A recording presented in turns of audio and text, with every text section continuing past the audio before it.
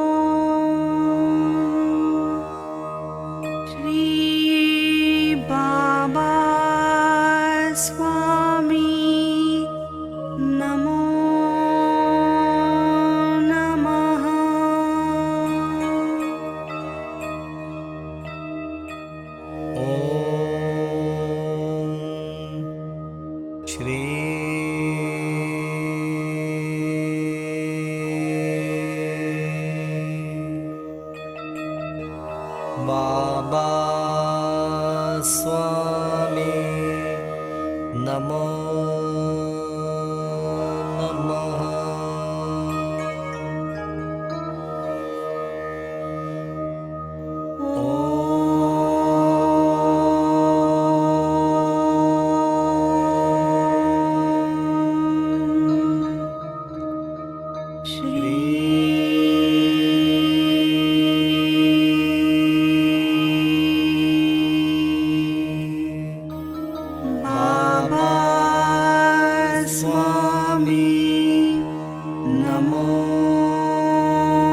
नमः।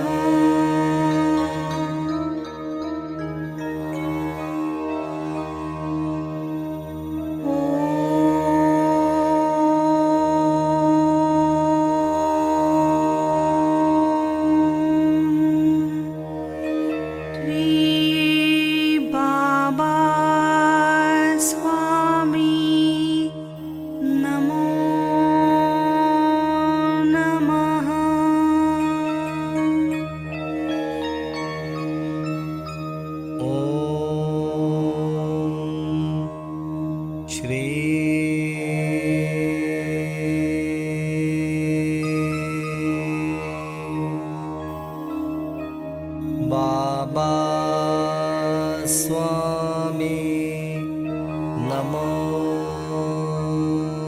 नमः।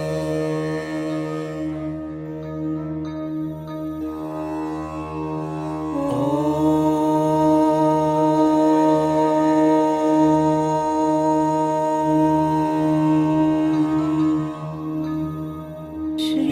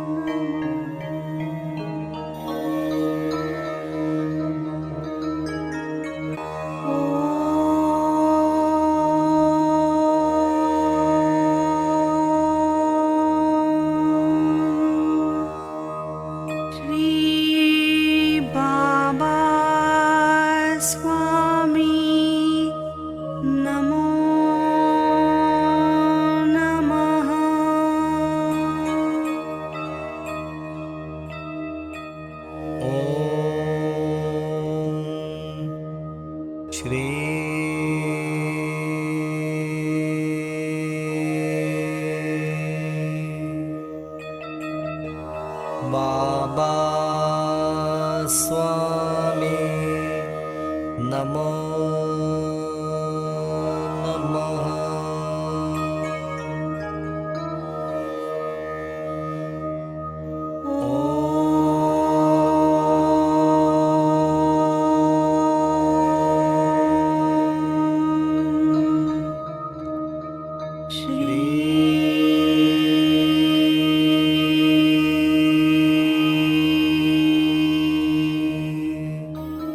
बाबा स्वामी नमो नमः।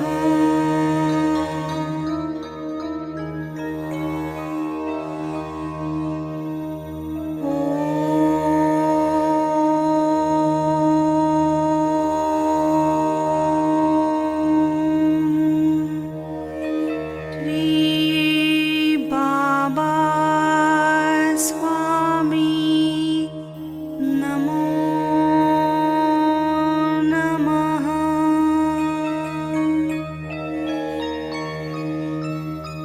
ॐ श्री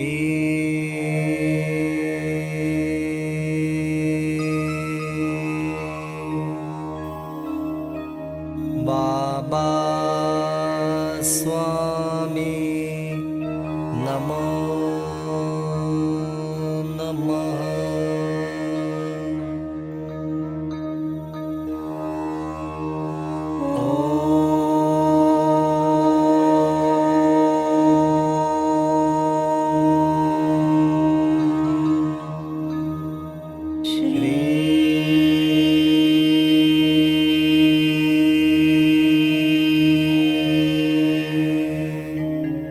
बाबा स्वामी नमो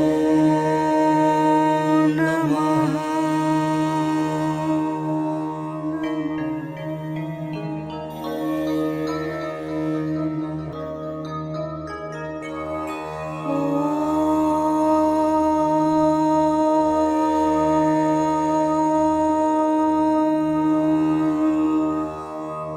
श्री बाबा स्वामी नमो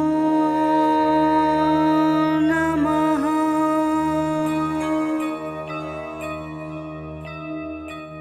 ॐ श्री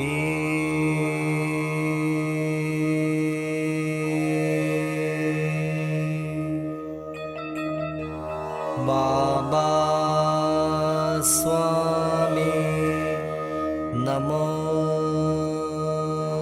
नमः।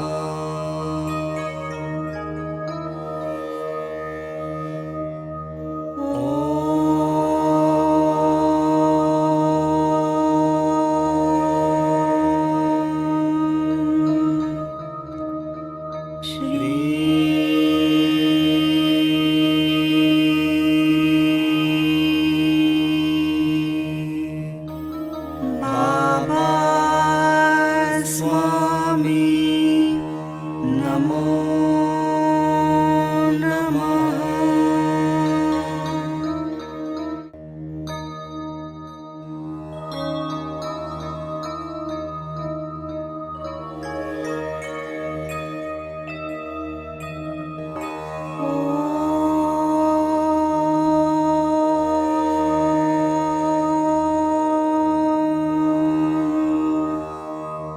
श्री बाबा स्वामी नमो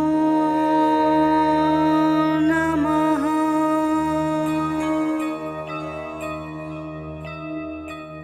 ॐ श्री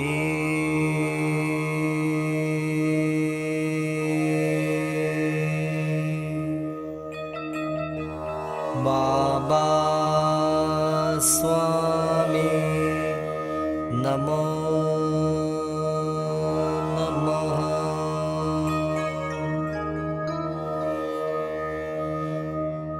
ॐ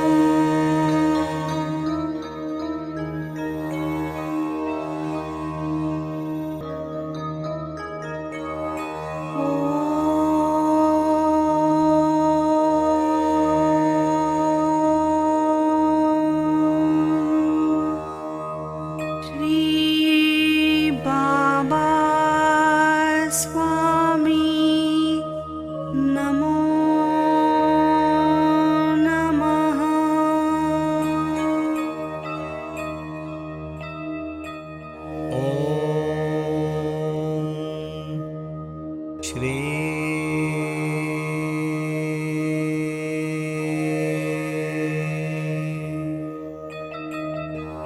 बाबा स्वामी नमो नमः।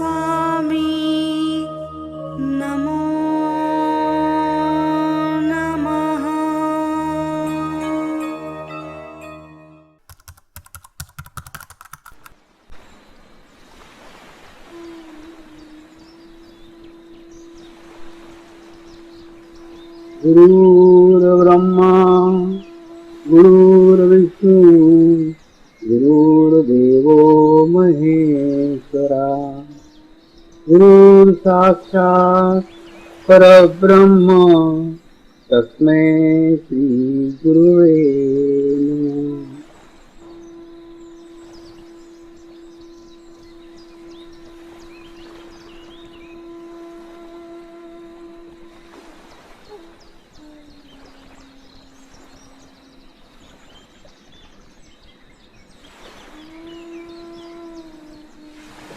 मेरे साथ ध्यान की शुरुआत करेंगे।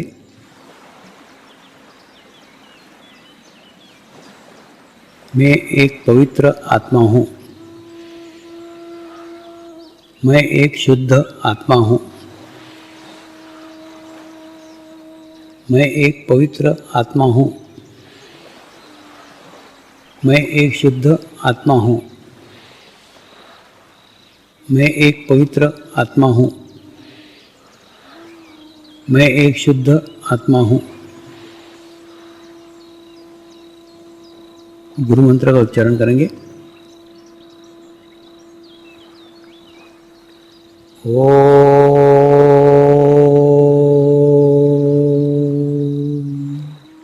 श्री शिवकृपानंद स्वामी नमो नमः।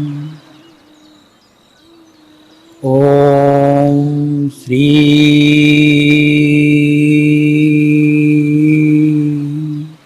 शिवकृपानंद स्वामी नमो नमः। ओम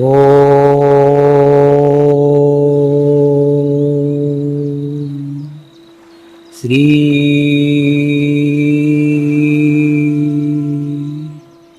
शिवकृपानंद स्वामी नमो नमः। ओम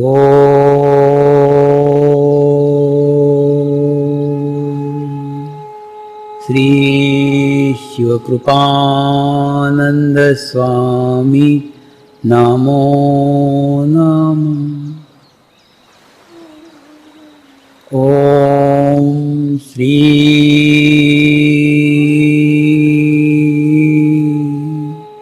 शिवकृपानंद स्वामी नमो नमः। ओम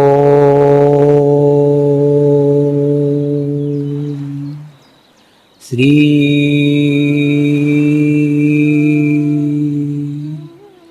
शिवकृपानंद स्वामी नमो नमः।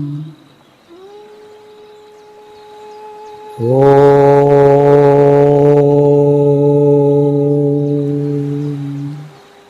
श्री शिवकृपानंद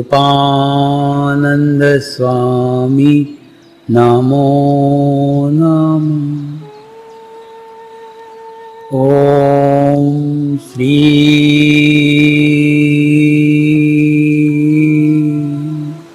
शिवकृपानंद स्वामी नमो नमः। ओम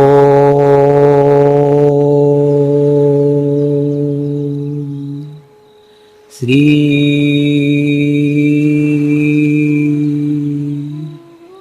शिवकृपानंद स्वामी नमो नमः। अपने चित्त को तारुआ को रख के ध्यान करो। कोई प्लानिंग नहीं थी, कोई योजना नहीं थी, कुछ नहीं था। एक गुरु पूर्णिमा के लिए जगह चाहिए, गुरु पूर्णिमा के लिए स्थान चाहिए, गुरु पूर्णिमा अपने स्वयं के ज़मीन पे होना चाहिए, ऐसी इच्छा करके वो ज़मीनें देख रहे थे।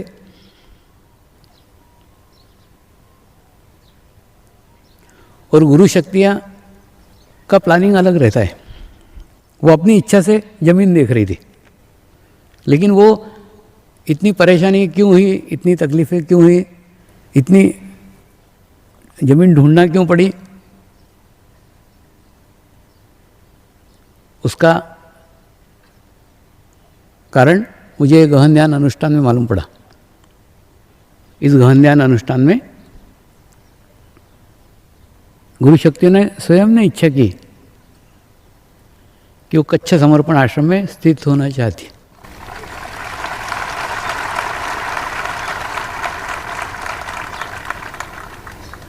इसलिए अगली मंगल मूर्ति कच्छ समर्पण आश्रम के लिए बनेगी।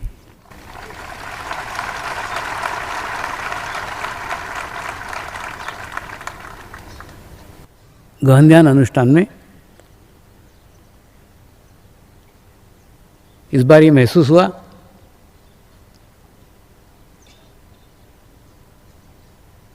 कि बहुत सारे लोग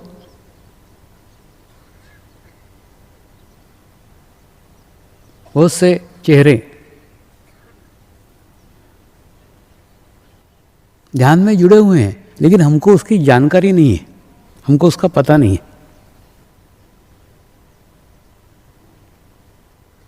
यानी कई और भी देश हैं जिन देशों के अंदर सामूहिकता में ध्यान हो रहा है, कलेक्टिविटी में ध्यान हो रहा है, लेकिन हमको उसकी जानकारी नहीं है, हमको उसका पता नहीं।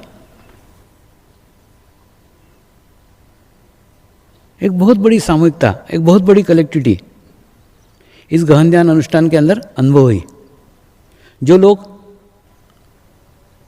नियमित ध्यान नहीं भी करते थे, कभी करते थे कभी नहीं करते थे, उन लोगों ने भी 45 दिन के अनुष्ठान के अंदर रेगुलर ध्यान किया है, नियमित ध्यान किया है।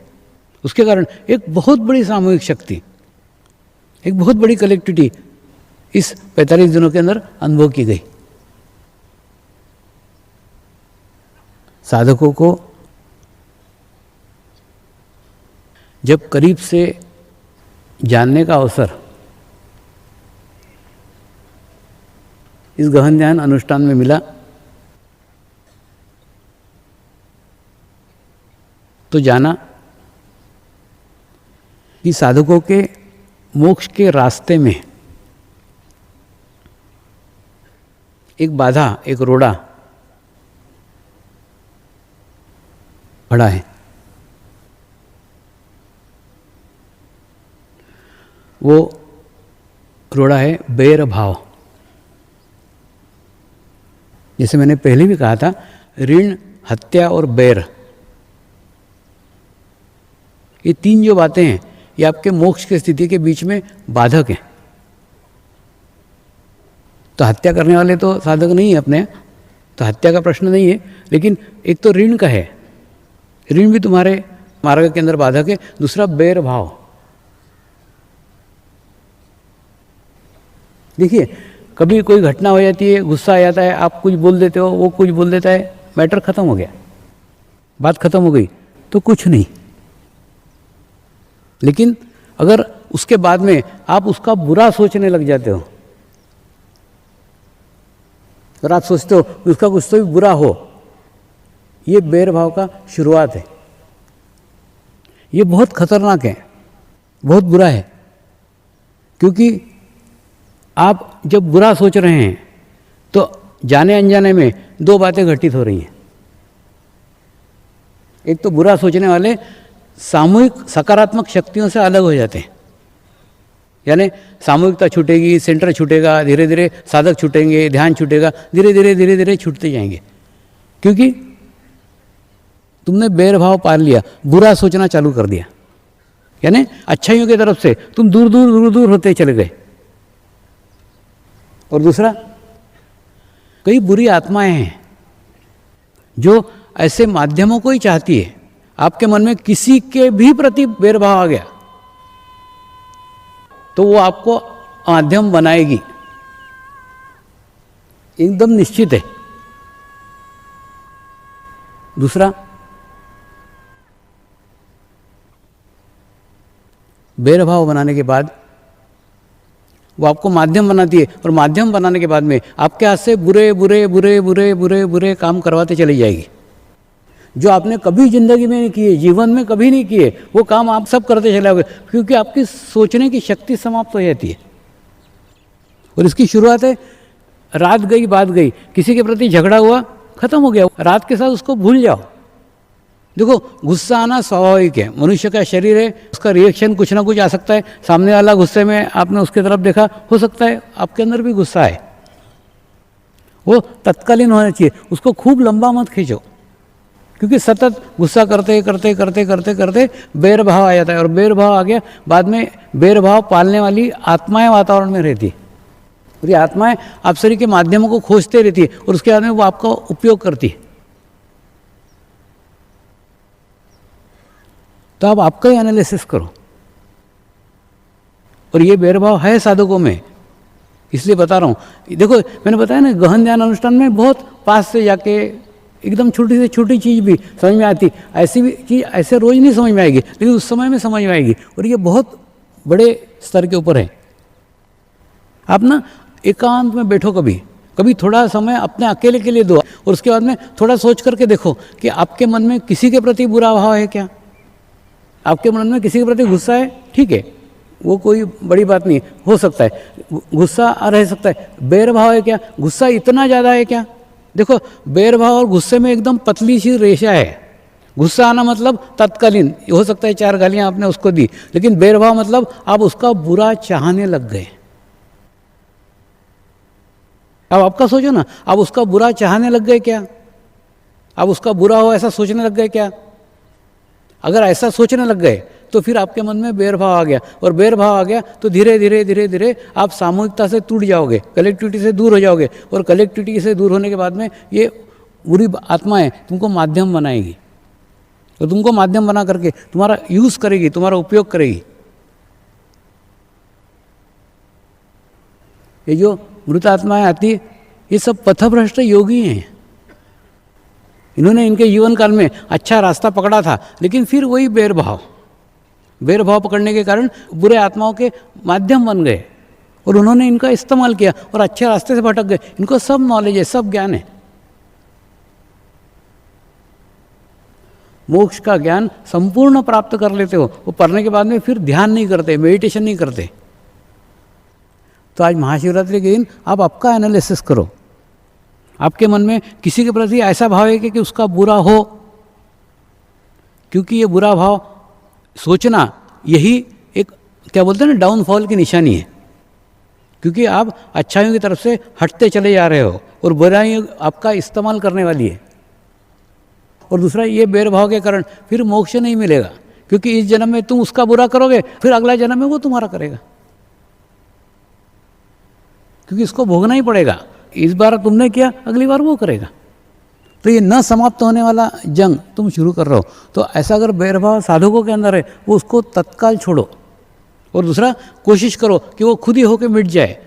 प्रार्थना करो ध्यान में कि गुरुदेव ये इसके प्रति जो मेरे मन में भाव है वो दूर हो जाए। प्रेयर सबसे अच्छा रास्ता है, सबसे अच्छा मार्ग है, प्रार्थना करो। क्योंकि उसी के कारण कई साधक नियमित ध्यान कर रहे हैं, सेंटरों पे जा रहे हैं, मेडिटेशंस कर रहे हैं, कार्यक्रमों में आ रहे हैं, सब कुछ है, लेकिन इस बेरभाव के कारण उनकी प्रगति नहीं हो पा रही है, प्रोग्रेस नहीं हो पा रही है।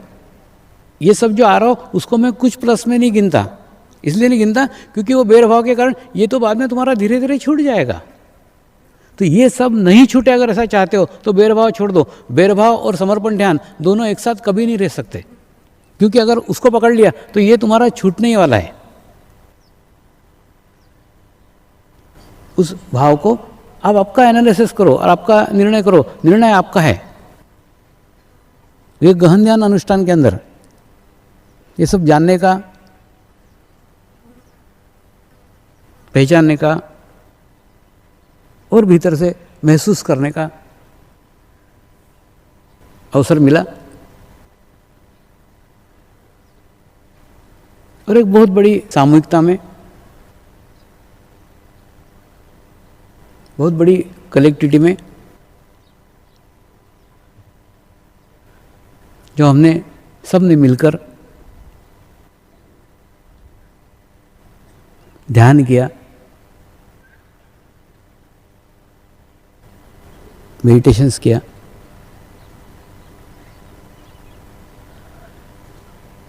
और इसी के कारण आप सबकी रिसीविंग, आप सबकी ग्रहण करने की क्षमता अत्यधिक बढ़ गई।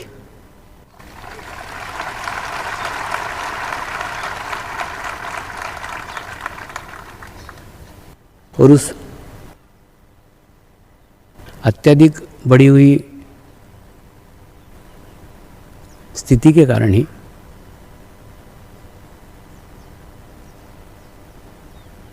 हिमालय के समर्पण योग का एक पूर्ण पुस्तक इस दौरान कंप्लीट हुआ है।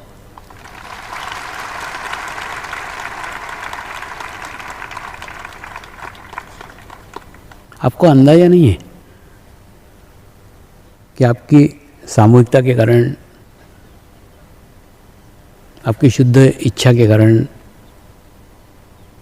आपकी और ज्ञान प्राप्त करने की इच्छा के कारण मैं मेरे गुरुओं से संपर्क स्थापित कर पाता हूँ। क्योंकि जब तक आपकी इच्छा नहीं होगी, मैं तो पाइप हूँ, मैं तो माध्यम हूँ, तो जब तक आपकी शुद्ध इच्छा नहीं होगी, मैं इच्छा भी करूँ, चाहूँ कि कुछ दूँ, तो भी मैं नहीं दे सकता। पाइप की स्थिति होती है कि नहीं, वो टंकी से भी कनेक्टेड रहता है और सामने जो प्यासा रहता है उससे भी कनेक्टेड रहता है। उसको दोनों दिखते रहता है, ये प्यासा है, इसको पानी की आवश्यकता है, और इधर पूरा टंकी भरा हुआ है, दोनों दिख रहा है। लेकिन पाइप निर्जीव रहता है, वो खुद कुछ नहीं कर सकता। और पाइप के अंदर, पाइप जिसका हो, लोहे का होगा तो पाइप को जंग लग सकता है। पाइप अगर प्लास्टिक का होगा तो वजन से टूट सकता है। कपड़े का होगा फट सकता है, रबर का होगा कट सकता है।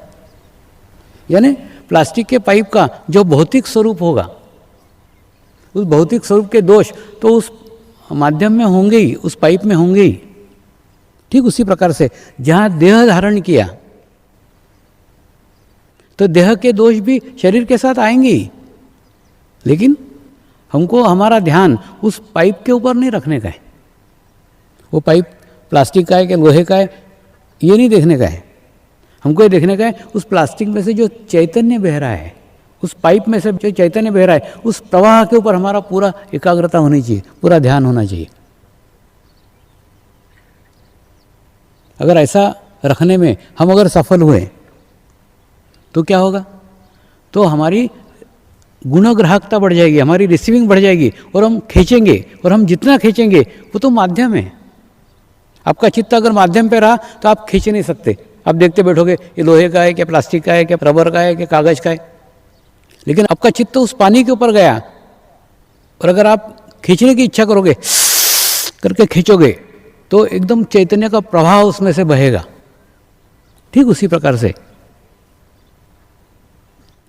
मैं इस बार बहुत खुश हूँ कि इस 45 दिनों में आपने बहुत अच्छे से रिसीविंग किया है, बहुत अच्छे से ग्रहण किया है।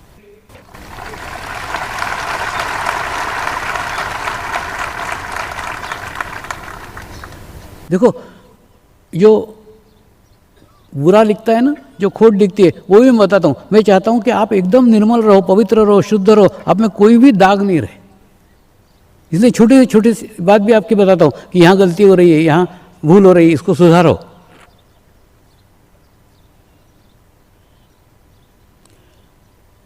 तो इन 45 दिनों के अंदर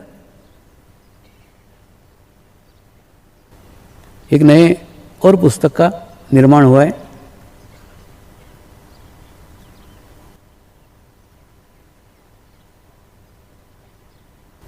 इन गुरुओं की एक ऊर्जा स्थान है, एक शक्ति केंद्र है, शक्ति स्थान है। जब तक हमारी रिसीविंग नहीं होती, हमारी ग्रहण करने की क्षमता नहीं होती, तब तक मैं चाहूँ तो भी उन तक नहीं पहुँच सकता। और जब तक उनकी इच्छा नहीं होती मैं उनके बारे में कुछ नहीं लिख सकता।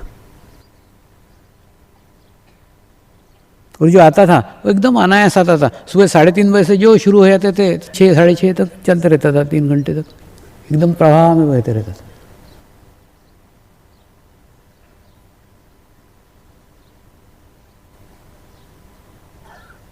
तो इन 45 दिनों में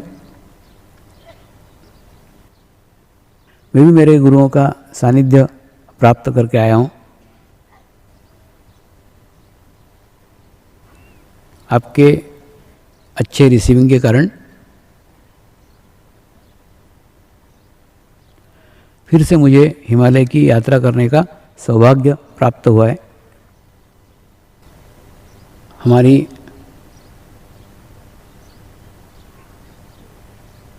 एक और गलत धारणा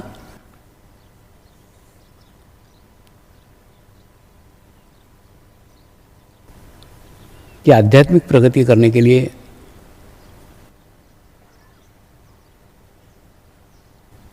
मोक्ष प्राप्ति करने के लिए,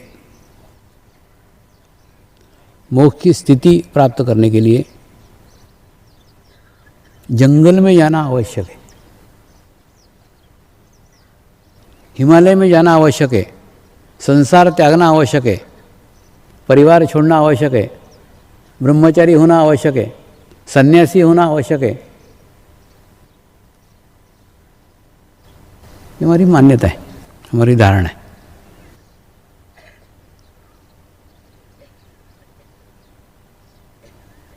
इस धारणा को भी गुरुदेव ने मुझे माध्यम बना करके तोड़ा है।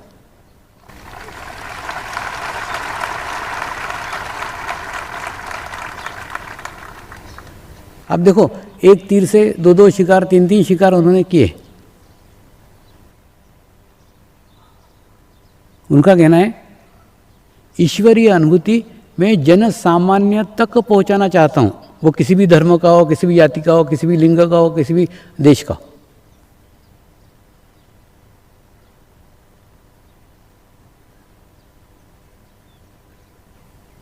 और सारा समाज सन्यासी नहीं है, सारा समाज ब्रह्मचारी नहीं है, सारा समाज हिमालय में नहीं आ सकता।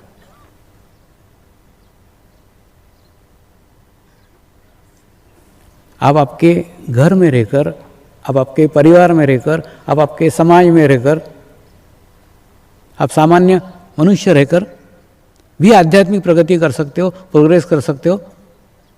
यह मैसेज देने के लिए, ये संदेश देने के लिए उन्होंने एक सामान्य मनुष्य का चुनाव किया। माध्यम एक सामान्य मनुष्य, आप में से लिया हुआ एक साधारण मनुष्य, उसका चुनाव किया और उसको आपके सामने रखा है उदाहरण के रूप में, देखो ये कर सकता है तो आप क्यों नहीं कर सकते? इसको कोई 4 हाथ है क्या? नहीं। इसको कोई 4 पैर है क्या? नहीं। ये भी तुम्हारे ही जैसा है, तुम्हारे ही बीच रहता है, समाज में रहता है। तो जो ये प्रोग्रेस कर सकता है तो तुम क्यों नहीं कर सकते? तो ये भी एक गलत धारणा है कि सब कुछ छोड़ना होगा। दूसरा, ध्यान करने से शराब छूटती है, ध्यान करने से मांसाहार छूटता है, ध्यान करने से व्यसन छूटते हैं, ध्यान करने से सिगरेट छूटती है, ये अनुभव आए। ध्यान करने से फैमिली छूटती है, ये अनुभव अभी मेरे को नहीं आए। इसलिए आप एकदम बेफिक्र होकर के ध्यान कर सकते हो, मेडिटेशंस कर सकते हो, और ये करना ही उनका उद्देश्य था।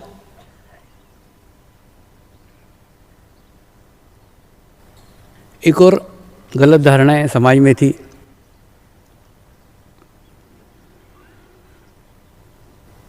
वो भारतीय संस्कृति के कारण ही थी।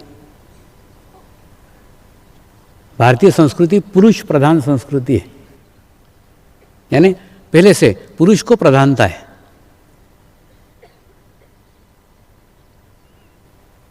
धार्मिक विधि पुरुष करेगा, ध्यान पुरुष करेगा, जंगल पुरुष जाएगा, हिमालय में पुरुष ही रहेंगे।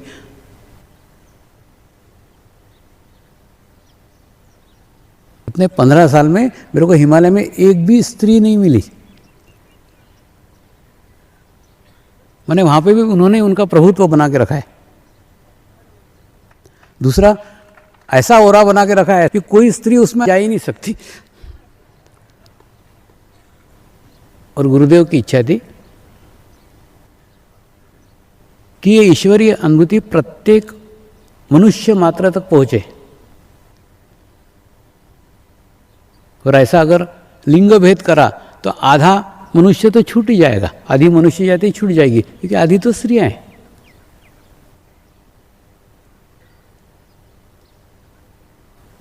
और कभी कभी तो लगता है गुरुदेव ने वास्तव में स्त्रियों के लिए ही ये गंगा पहुंचाई है।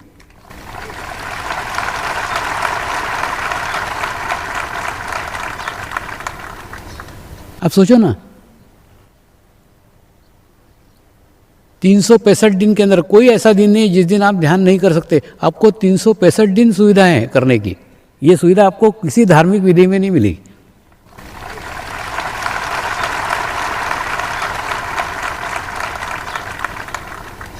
तो लिंग भेद के कारण ये जो गलत धारणाएं बना के रखी थी कि केवल पुरुषों को ही मोक्ष मिल सकता है, पुरुष ही भाग के हिमालय पहुंच सकते हैं, पुरुषों को ही विधि मिल सकती है, पुरुष ही पूजा कर सकता है।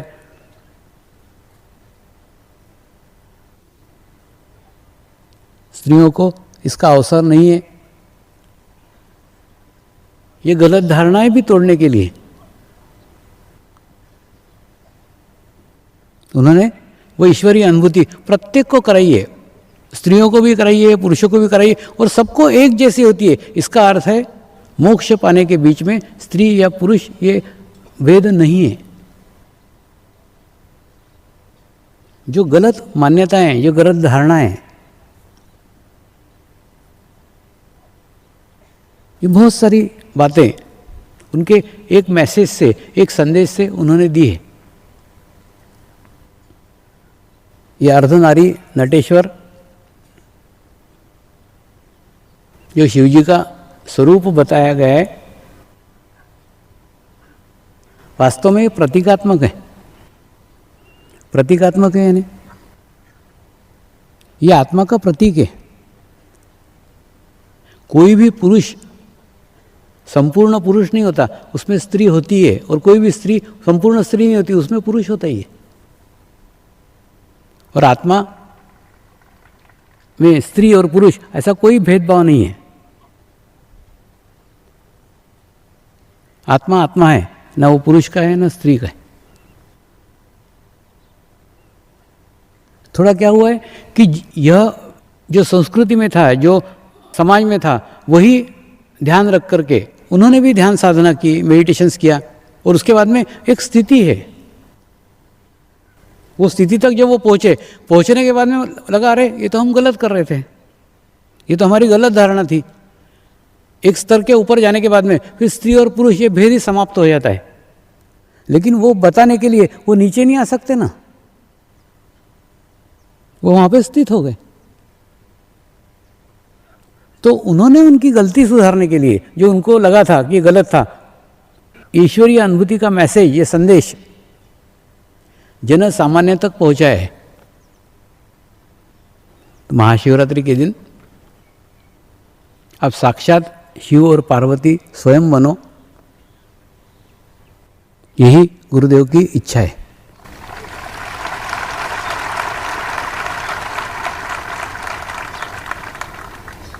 तभी गणेश का जन्म हो सकेगा।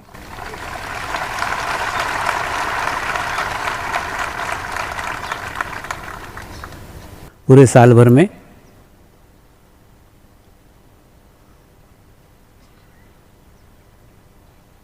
महाशिवरात्रि के दिन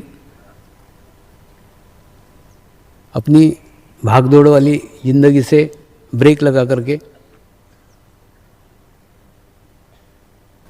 थोड़ा ठहर करके अपना खुद का अवलोकन करो, खुद का एनालिसिस करो कि हम उस महाशिवरात्रि से इस महाशिवरात्रि तक कहाँ तक पहुँचे हैं। हर साल अपनी प्रगति का, अपने प्रोग्रेस का अवलोकन करो ना, कितनी प्रगति हुई, कितना प्रोग्रेस हुआ है, कितना छूटा है।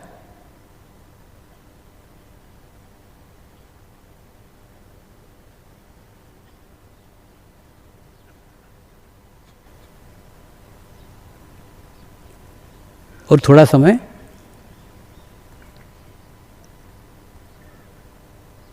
अपने आप के लिए दो, खुद के लिए दो।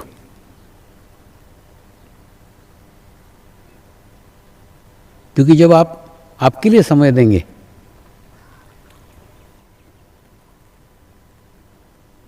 तो आप आपके आत्मा के ज़्यादा करीब जाएंगे, ज़्यादा पास जाएंगे। और जितने पास जाएंगे उतना ही आपका और उसका निकट संपर्क बनेगा। और निकट संपर्क बनने के बाद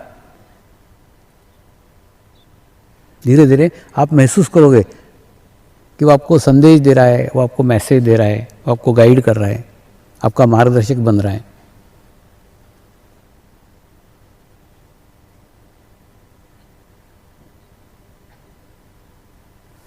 गुरुओं ने समर्पण ध्यान की शुरुआत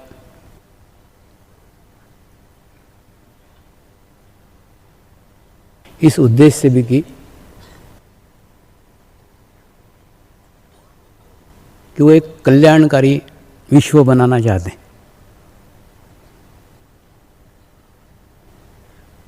और कल्याणकारी विश्व सभी चाहते हैं, सभी देश चाहते हैं, सभी राष्ट्र चाहते हैं।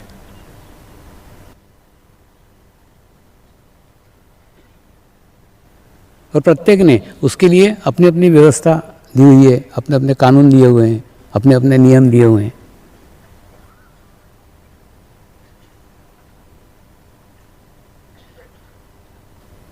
लेकिन गुरुदेव महसूस करते हैं कि सारे कानून, सारे नियम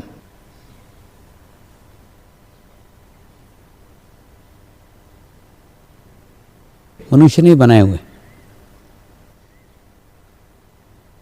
और इसी के कारण वो पर्याप्त नहीं है। यानी मनुष्य ने कानून बनाया है, मनुष्य का कानून मनुष्य तोड़ेगा, उसमें से रास्ता भी मनुष्य निकालेगा।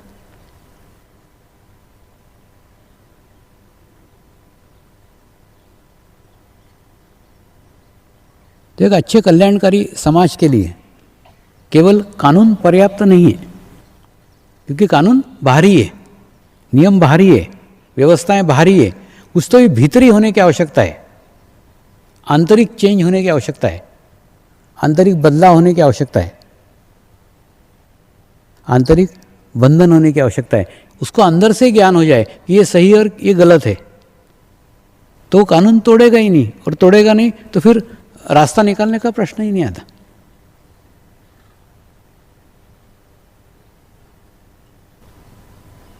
दूसरा, इसका अर्थ ये नहीं है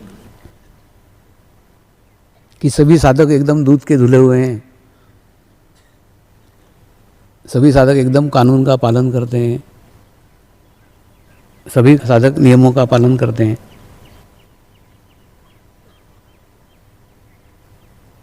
जो चेंज है ना, जो बदलाव है, अच्छा चेंज हर दफ़े धीरे धीरे धीरे धीरे धीरे धीरे आता है, लेकिन हम लक्ष्य तो बता सकते हैं।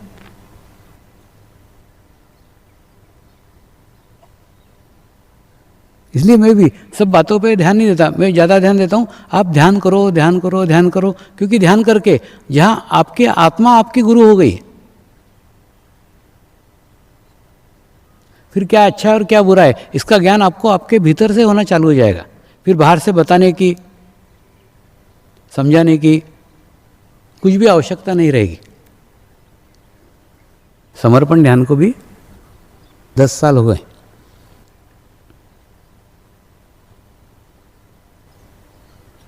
और समाज के बीच में है, समाज के अंदर से ही यहाँ लोग आएंगे, तो अच्छे भी लोग आ सकते हैं, बुरे भी लोग आ सकते हैं, सभी प्रकार के हो सकते हैं। आपको आपकी कलेक्टिविटी चुनने का है, आपको किसके सानिध्य में रहने का है, आपको किसके पास रहने का है, आपको किसके करीब रहने का है, इसका चुनाव आप करो ना। जैसे गंगा नदी रहती है कि नहीं, गंगोत्री से निकलती एकदम शुद्ध रहती है, ऋषिकेश तक एकदम शुद्ध, हरिद्वार तक थोड़ा और मेला, और कानपुर वगैरह आते आते और बहुत गंदी हो जाती।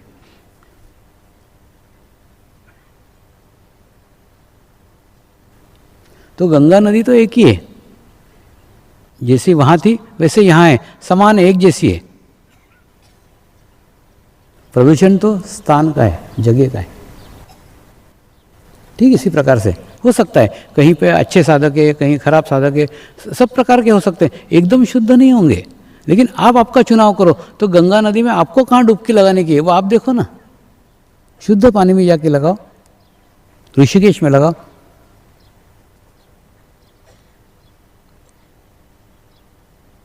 क्योंकि संख्या जैसे जैसे बढ़ती जाएगी, ये एकदम व्यक्तिगत आपको बता रहा हूँ,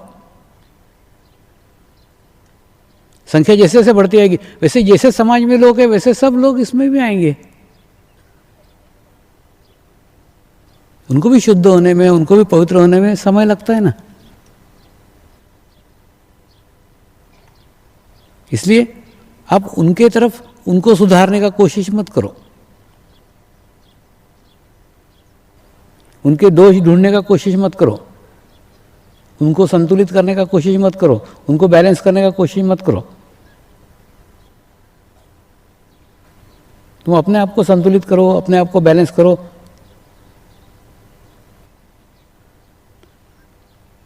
अच्छी संगत में रहो, अच्छे सानिध्य में रहो, अच्छे साधकों के साथ रहो।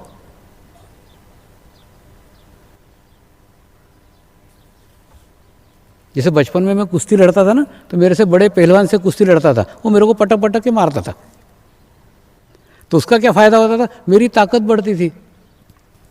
तो वैसे ही आप अगर अच्छे साधकों के सानिध्य में रहो तो आपकी आध्यात्मिक प्रगति होगी, आध्यात्मिक प्रोग्रेस होगा। क्या होता है, ये गहन ध्यान में मेरे को बहुत कुछ दिखते रहता है, लेकिन बताते नहीं आता, उस समय क्या कर सकता हूँ, ऐसे जब मिलते हो तभी बता सकता हूँ ना।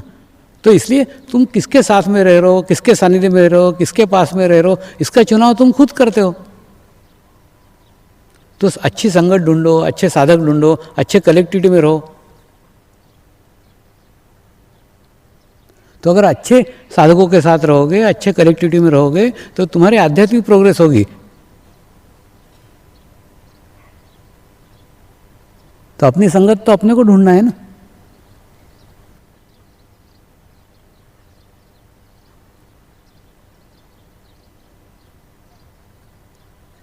और ये अनुष्ठान के दौरान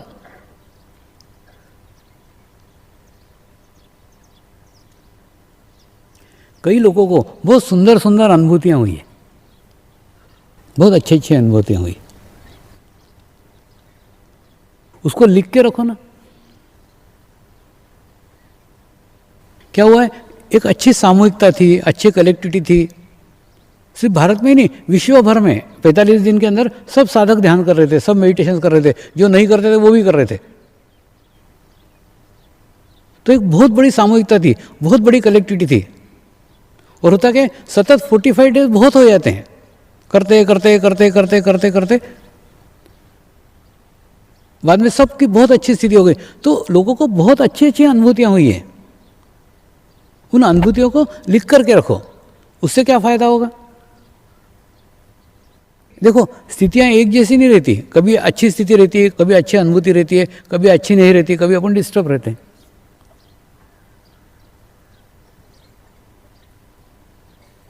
देखो क्या है, खुद की कार लेके चलोगे ना तो सब प्रॉब्लम तो रहेंगे ही, रहेंगे ना। अब जैसे अपनी खुद की कार है तो अपने को उसका ड्राइविंग लाइसेंस निकालना पड़ेगा, आरटीओ का टैक्स देना पड़ेगा, उसके बाद में उसमें पेट्रोल है कि नहीं देखना पड़ेगा, उसके चक्कों के अंदर हवा है कि नहीं देखना पड़ेगा, फिर उसके इंजन का ऑयल भरा हुआ है कि नहीं देखना पड़ेगा, उसके बाद में उसकी साफ़ सफाई देखना पड़ेगी, उसकी सर्विसिंग देखना पड़ेगी, सब देखना पड़ेगा। क्योंकि क्या है, अपनी कार है। और ये जो आत्माएं आए हुए हैं ना, ये दूसरे के कार में लिफ्ट करके आए हुए हैं, इनकी कार नहीं है। ये एक अंतर समझो, इनको कोई प्रॉब्लम नहीं है, इनको कोई परेशानी नहीं है, कोई झमेले ही नहीं है, उनकी कार ही नहीं है, वो लिफ्ट में बैठ करके आए, वहां से चढ़े और यहाँ पहुंचे। तो उनको थोड़ी कोई प्रॉब्लम है, वो बोले बाबा आप मोक्ष दो, वो नहीं कुछ मांगेंगे, बाकी कुछ नहीं चाहिए उनको। तो क्या रहता है, तुम अगर देह धारण करोगे तो फिर फैमिली रहेगी, घर की झंझटें रहेगी, सब मरे, सब जितने शरीर के झमेले रहते हैं वो सब रहते ही है, क्योंकि शरीर अपना है ना। तुम्हारे और इनमें यही अंतर है, इनका शरीर नहीं रहता, इसलिए वो तो लिफ्ट लेके आए हैं, उनकी खुद की कार थोड़ी। तो वैसा ये सब अपन लेकर के चलते रहते हैं, सब चलते रहता है। लेकिन वही बात बता रहा हूँ कि 45 दिनों में जब अच्छी अनुभूतियाँ होती है, उन अनुभूतियों को लिख करके रखो। लिखने के बाद में क्या, जब कभी ऐसे लगे कि डिस्टर्ब हो रहे हैं, उसको पढ़ लिया। पढ़ने से क्या होता है, अपना चित्त एक अच्छी अनुभूति के ऊपर जाएगा। अरे उस दिन कितना अच्छा लगा था ना, अच्छी अनुभूति हो जाएगा। उससे दो फायदे हैं, एक तो जो वर्तमान स्थिति में आप डिस्टर्ब हो, उस परिस्थिति में से आपका चित्त निकल जाएगा। दूसरा, फिर एक अच्छी अनुभूति की ओर आपका चित्त जाएगा तो एक अच्छी स्थिति निर्माण होगी। तो मैं ये नहीं कहता कि आप मधु चैतन्य भेजो, मैं ये नहीं कहता कि तुम लोगों को बताते फिरो, सिर्फ मैं कहता हूँ एक छोटी सी डायरी अपनी निजी रखो, उस डायरी में अपने अनुभव लिख के रखो, किसी को बताने का भी जरूरत नहीं, तुम तुम्हारी पढ़ो ना, उस डायरी में लिख करके रखो अनुभव, वो अनुभव पढ़ा करो, वो अनुभव तुमको आत्मबल देंगे।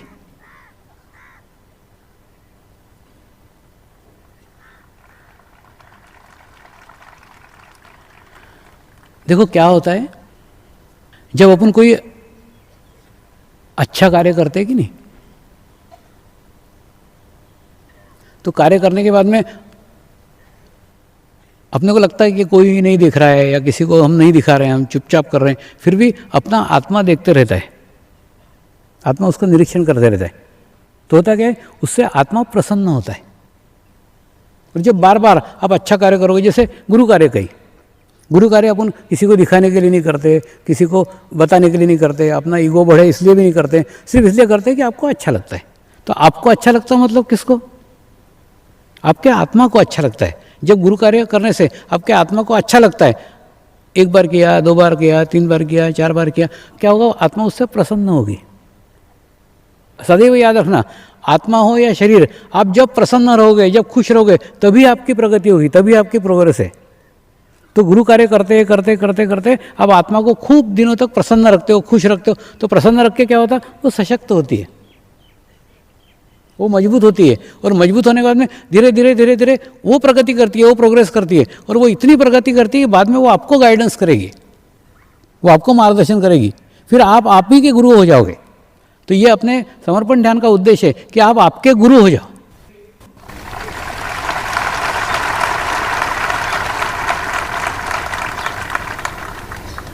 और यह लक्ष्य हमको इसी साल में प्राप्त करने का है।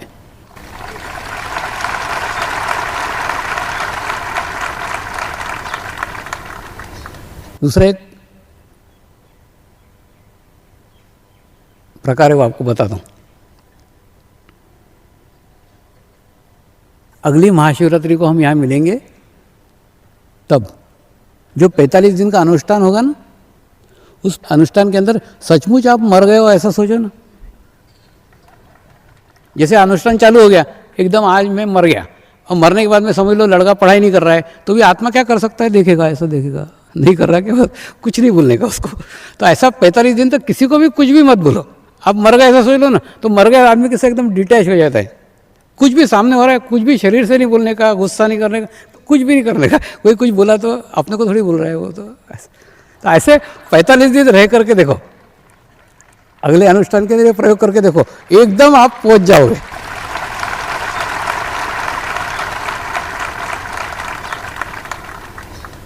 देखो हर अनुष्ठान की ना प्लानिंग किया करो, तो अगले अनुष्ठान का ऐसा प्लानिंग रखो, जैसे 45 दिन का अनुष्ठान चालू हो गए कि एकदम आत्मस्वरूप हो जाओ, कि घर में कुछ झगड़ा करने, कुछ भी मैंने किसी चीज़ का रिएक्शन होना ही चाहिए। आप कल्पना करो मैं मरा रहता तो क्या करता, कुछ नहीं करता, तो अभी भी कुछ भी नहीं करता।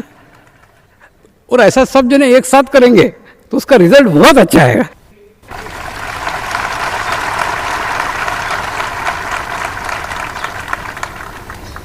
चाहिए तो तुमको एक बार फिर याद दिलाऊंगा तुमको कि ऐसा करने का है करके। नहीं, ऐसा प्रयोग मैंने मेरे पिताजी को बताया था, उनको बड़ा सक्सेसफुल रहा। मैंने उनको तो ऐसी अनुभूति हुई कि वो एक बार रात को ऐसे ही चल रहे थे, रात को 2:30 बजे बहन के दरवाजे के सामने खड़े रहे रूम के, फिर आगे गए, फिर रसोई घर से वापस आए, फिर वो बहन बोलती बार बार क्या देख रहे हो हमारे रूम की तरफ, तो बोले मैं दिख रहा हूँ तेरे को। मेरे को लगा कि मैं आत्मा हो गया हूँ और ऐसा घूम रहा हूँ। बोली थी अच्छे भले दिख रहा हो, 2 बार तो गए इधर से इधर से। बोले मैं इसलिए घूम रहा था कि तू मेरे को देखे तो मैं दिख रहा हूँ कि नहीं, ये पूछने का था।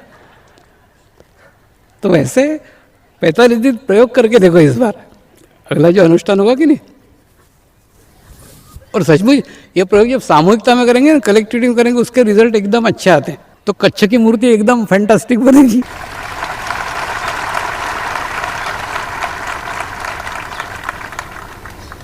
क्या होता है, कोई भी क्रिया का जब हम रिएक्शन देते हैं तब उसका कोई इफेक्ट होता है, अगर रिएक्शन नहीं दिया तो कोई इफेक्ट नहीं होता। तो ऐसा मैं भी मेरे फैमिली में रहता हूँ कभी कभी। तुम भी रह के देखो। तो अगले अनुष्ठान के दफे ये प्रयोग करके देखो कि 45 दिन ऐसे ही रहने का कि अपन नहीं है।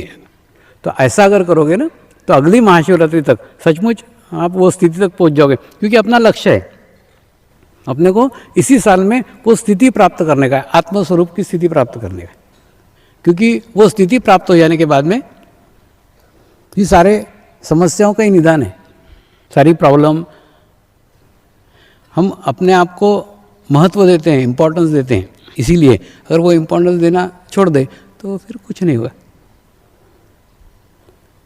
45 दिन ज़्यादा होते हैं तो 1 हफ्ता करके देखो, प्रयोग करो धीरे धीरे धीरे।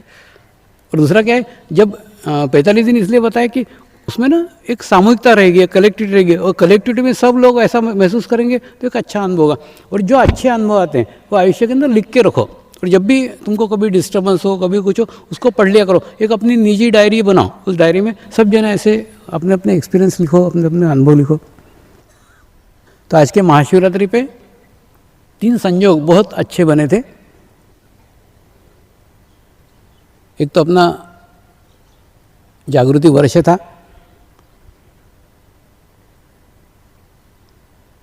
और जागृति वर्ष में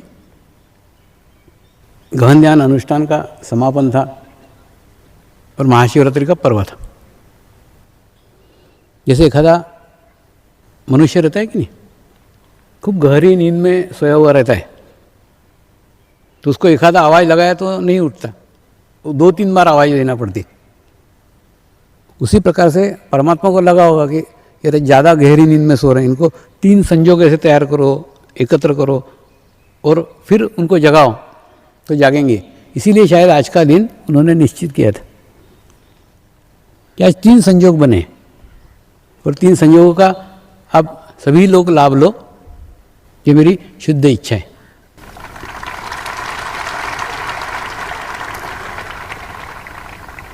आप सभी लोग इतनी बड़ी सामूहिकता में, इतनी बड़ी कलेक्टिविटी में यहाँ पे आए और इस गहन ध्यान अनुष्ठान के समापन पे शामिल हुए, ये देख के मुझे बहुत प्रसन्नता हुई। सदैव सामूहिकता का अवसर, कलेक्टिविटी का अवसर कभी मत चूका करो।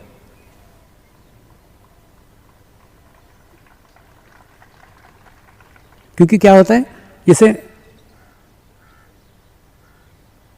1000 दिन रोज ध्यान करना और 1000 लोगों के साथ एक दिन ध्यान करना एक जैसा रहता है। जैसे आज आपने हजारों लोगों के साथ ध्यान किया तो हजारों दिन ध्यान किया, ऐसी स्थिति है। और इस वर्ष की गुरु पूर्णिमा हम अपने जमीन पे, अपने आसमां के नीचे मनाने जा रहे हैं, कच्छ के अंदर।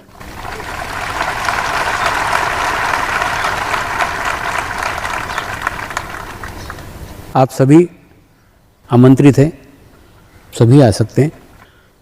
बहुत वर्षों से मैं हर बार गुरु पूर्णिमा के दफ़े सोचता था कि कभी भी गुरु पूर्णिमा क्यों नहीं अपने स्थान पे मनाई जाती, अपनी जगह मनाई जाती। हर दफ़े गुरु पूर्णिमा कभी इस स्थान पे, कभी उस स्थान पे। हम कब तक दूसरे की जगह साफ करते फिरेंगे?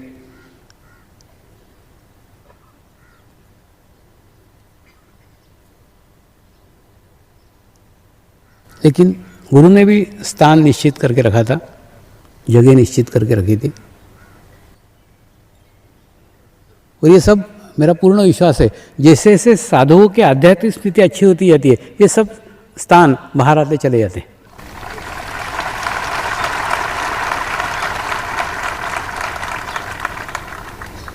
तो केवल गुरु पूर्णिमा के लिए गुरु शक्तियों को स्थापित करने के लिए स्थान मिला है नहीं है, आपको भी एक अच्छा स्थान वहाँ पे मिलने वाला है, आपको भी एक स्थिति मिलने वाली है। क्योंकि आपके आध्यात्मिक स्थिति के साथ ये कार्य जुड़ा हुआ है। जैसे जैसे आपकी प्रोग्रेस होती जाएगी, आपकी प्रगति होती जाएगी, एक एक रास्ते खुलते जाएंगे, एक एक मार्ग खुलते जाएंगे। तो इस बार की गुरु पूर्णिमा एक अविस्मरणीय गुरु पूर्णिमा रहेगी।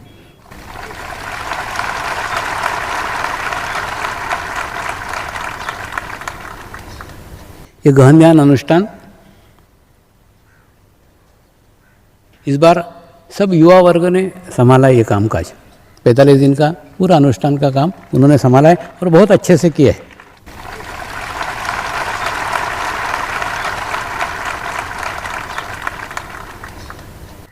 देखिए, इनको अवसर देंगे, इनको चांस देंगे, होंगी उनसे गलतियां होंगी। पहली बार कोई करता है तो होती है गलतियां, तो गलतियां भी होंगी, लेकिन धीरे धीरे ये तैयार होंगे, उनमें आत्मविश्वास आएगा। वही धीरे धीरे हो रहा है प्रोसेस, प्रगति चल रही है। हम सबको इनके पीछे खड़े होने का है, हम सबको इनके साथ खड़े होने का है, ताकि भविष्य में जाके समर्पण ध्यान को ये लोग संभाल सकें।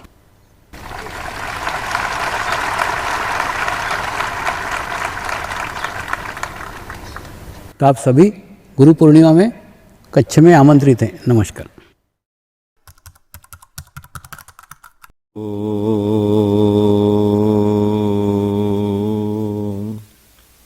प्रार्थना करेंगे। हे परमात्मा, हम सभी पवित्र आत्माएं हृदय से प्रार्थना करते हैं कि सारे विश्व में शांति हो, सारे विश्व के सभी आत्माओं की आध्यात्मिक एवं सर्वांगीण उन्नति हो। हमारे सद्गुरु श्री शिव कृपानंद स्वामी जी का स्वास्थ्य सदैव अच्छा रहो एवं उनकी आयु दीर्घ हो। हे परमात्मा, हम सभी पवित्र आत्माएं हृदय से प्रार्थना करते हैं कि सारे विश्व में फैला हुआ कोरोना की बीमारी से मानव जाति को मुक्त करने की कृपा करे, मानव जाति को मुक्त करने की कृपा करे, मानव जाति को मुक्त करने की कृपा करे। शांति। ओम द्यो शांति अंतरिक्षगम शांति पृथ्वी शांति रापः शांति रौषधयः शांति वनस्पतयः शांति विश्वे देवाः शांति ब्रह्म शांति सर्वगुं शांति शांतिरेव शांति क्षमा शांतिरेधि। ओम शांति शांति शांति सर्वारिष्ट सुशांतिर्भवतु।